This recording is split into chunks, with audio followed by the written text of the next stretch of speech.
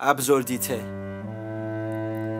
واقعا که تنبلی هم زیر پای تو لنگ انداخته. پاشو.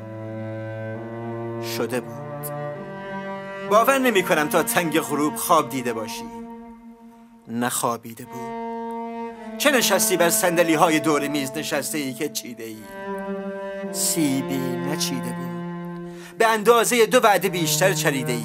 چه دیده ای؟ نخورده بود. چیزی ندیده بود.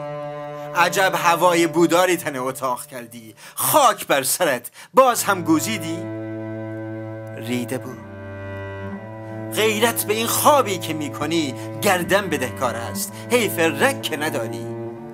بریده بود و تنهایی که عمری در دلش تنگی میکرد زیلوی زیر میز را خون کرده بود.